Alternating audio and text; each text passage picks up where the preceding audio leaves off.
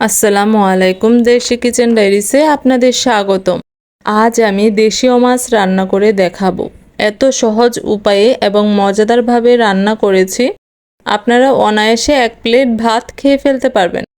চলুন তাহলে মজাদার গুলশা মাছের রেসিপি দেখে আসি।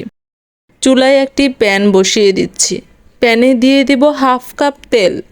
তেলটা গরম হয়ে গেলে দিয়ে দিব 3টা মিডিয়াম সাইজের পেঁয়াজ কুচি, সাথে দিব স্বাদমতো লবণ। এখন পেঁয়াজটা কিছুক্ষণ ভেজে নেব। পেঁয়াজের কালারটা ব্রাউন কালার করে ভেজে নেব। পেঁয়াজটা ব্রাউন কালার করে ভেজে নিলে তরকারি কালারটাও সুন্দর হয়। ব্রাউন কালার হয়ে গিয়েছে। এই পর্যায়ে দিয়ে দিব 1 চামচ জিরা বাটা। পেঁয়াজের সাথে জিরাটা কতক্ষণ ভেজে নেব যেন কাঁচা স্মেল চলে যায়। ভাজা হয়ে গেলে দিয়ে দিব পানি। এখন দিব গুঁড়া মশলা। দিব 1 চামচ মরিচ গুঁড়া, 1 চামচ হলুদ গুঁড়া, 1 চামচ ধনিয়া গুঁড়া, সাথে দিব 4টা কাঁচামরিচ ফালি। মশলাটা কয়েক মিনিট কষিয়ে নিব। ছোট মাছে কাঁচামরিচটা দিলে সুন্দর একটা স্মেল আসে। তরকারির টেস্ট অসম্ভব মজাদার হয়। মশলাটা থেকে তেল বের হয়ে গেলে দিয়ে দিব ঝোলের পানি।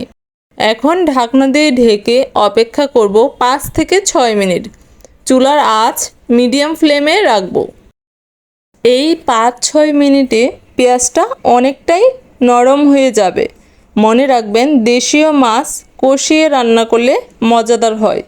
ঠিক 5 মিনিট পর ঢাকনাটা খুলে একটু নেড়ে চেড়ে দিব। এই পর্যায়ে আবার ঢাকনা দিয়ে ঢেকে রান্না করব আরও 10 মিনিট। গুলশা মাছ হচ্ছে নরম মাছ। এই মাছ আগে দিয়ে রান্না করলে গলে যাবে। পেঁয়াজটা আমি গলিয়ে নিব, তাই একটু সময় নিয়ে রান্না করছি। আরও 10 মিনিট রান্না করার পর দেখতে পাচ্ছেন পেঁয়াজ অনেকটা গলে গিয়েছে। এখন কেটে ধুয়ে রাখা গুলশা মাছগুলো দিয়ে দিব। সাথে দিব কুচি করে রাখা ধনিয়া পাতা। যারা ধনিয়া পাতা খেতে পছন্দ করেন না, এটার পরিবর্তে ভাজা জিরা গুঁড়া দিতে পারেন।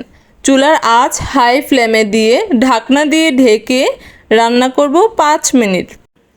5 মিনিট পর দেখতে পাচ্ছেন ঝোল অনেকটাই ঘন হয়ে গিয়েছে। তৈরি হয়ে গেল খুব সহজ উপায়ে দেশীয় স্টাইলে গুলশা মাছের রেসিপি। এইভাবে রান্না করলে ছোট থেকে বড় সবাই অনেক পছন্দ করবে। আমার আজকের রেসিপিটি আপনাদের কেমন লাগলো অবশ্যই কমেন্ট করে জানাবেন। আজকের রেসিপিটি যদি ভালো লেগে থাকে তো প্লিজ ভিডিওটিতে লাইক, শেয়ার, কমেন্ট এবং সাবস্ক্রাইব করতে ভুলবেন না। আজকের মতো এখানে শেষ করছি। আল্লাহ হাফেজ।